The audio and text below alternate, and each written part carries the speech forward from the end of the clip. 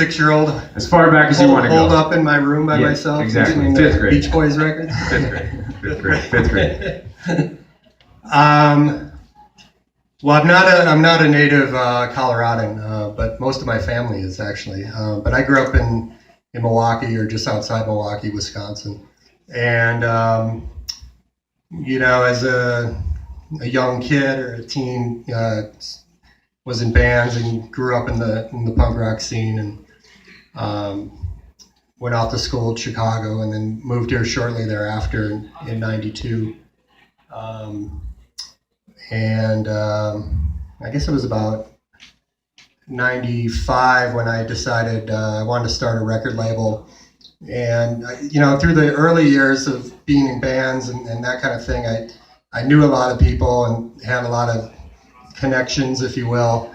And so it was sort of easy, I guess, at that time to start something like that, because it was all still really kind of organic and easy to network, and the scene itself was really small. And well, Chicago in '92 was like, it's a hotbed for punk bands. So right. Yeah, like what kind of bands are you playing with and seeing around that time? What was inspiring you? Well, I mean, at that time it was like Screeching Weasel, I guess, for instance, was just starting, and Ben Weasel would like come up to Milwaukee and be like, oh, can you get us on some shows or whatever, things like that. But and then there was even just more obscure bands. I mean, Naked Reagan, Articles of Faith, sure. Bands that most people probably never heard of. But yeah, those are always the best bands. Right, yeah. Why Denver? What brought you Denver? Well, so, I don't I got done with school, I was really into cycling, and I was kind of an aspiring bike racer. And I actually moved to Boulder. I still live in Boulder. And so I figured I would try my hand at racing bikes. Punk rock and bike racing. Something you don't hear together too often. And I realized that it was never going to happen for me. So this is around the time, so you're in Boulder, and that's, again, is that the formation of Soda Jerk Records? And I know that you had kind of started doing some work at Club 156, and maybe Two Loggies wasn't included at this point, but was that, what was the decision to start working with the Colorado bands in Boulder? Yeah, so I mean, the origin of that, so now it's 95, and I started the label, and we're picking up more and more bands and doing that thing. And then, and I'd met Virgil Dickerson, who I'm sure, a lot of people know. Oh, he's been on the CMC before, so people has he? know him. Okay. He's very well known. Yeah. And so Virgil and I kind of started our label at the same time, and he was still a student at CU, and he was doing shows at Club 156.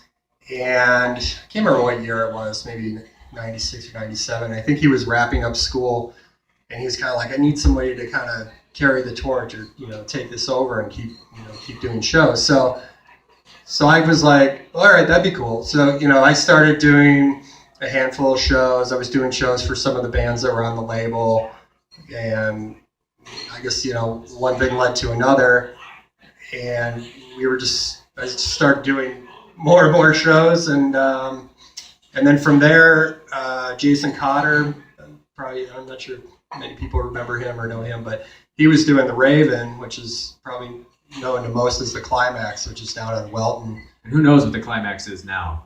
That thing's scary looking now. The Climax 2? It changes every week. Yeah.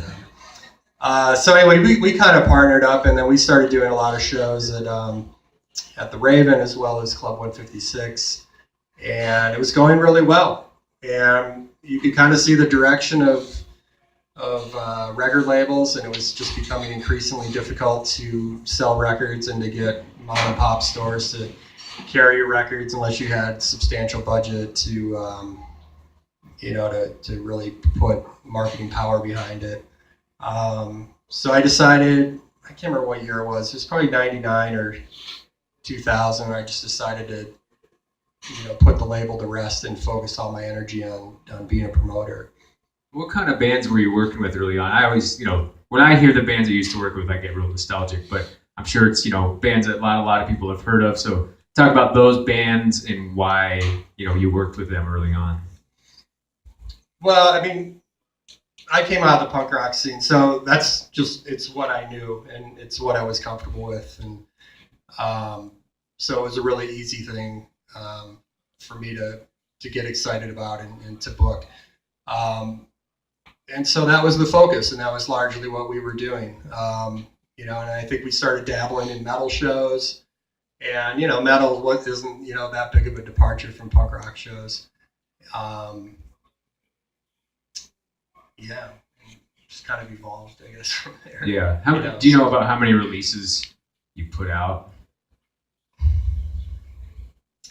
I've put all this back in my.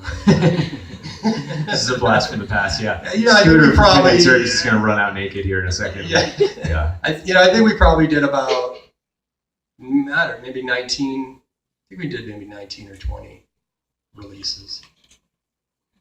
Yeah.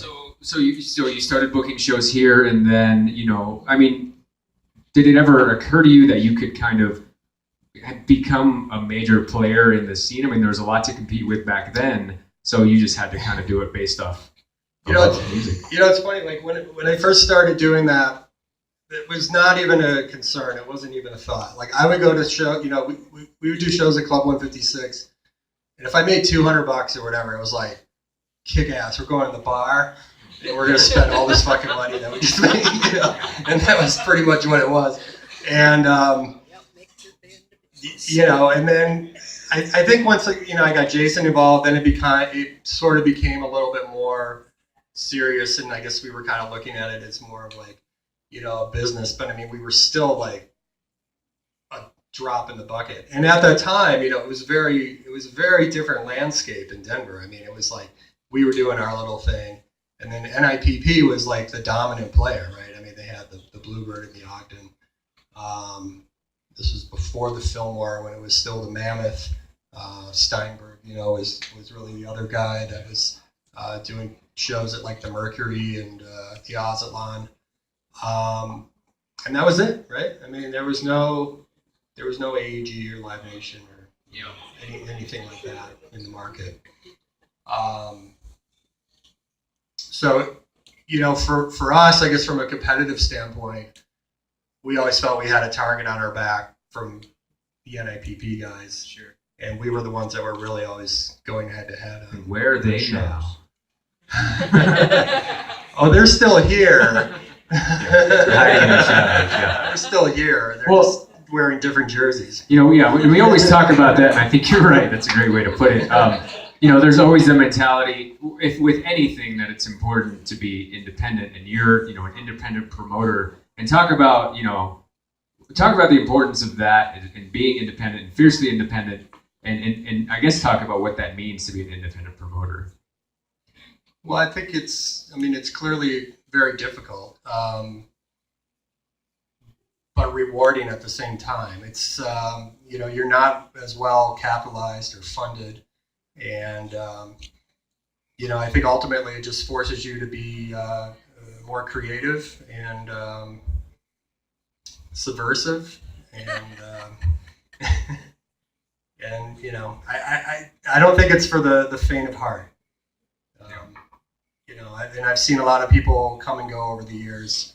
They lost their first $5,000 or whatever it was at a show, and it's like, that's it, I'm out. Well, you've seen that with the record label game too. I mean, Back then when you were doing record labels, you did have contemporaries like Suburban Home and Lookout Records and Drive Thru Records, and just a myriad of punk labels that had similar ethos that seemingly got frustrated and kind of backed out of the game or moved on from music. So, what was the mentality to just keep plugging away despite all the options and all the big guys out there?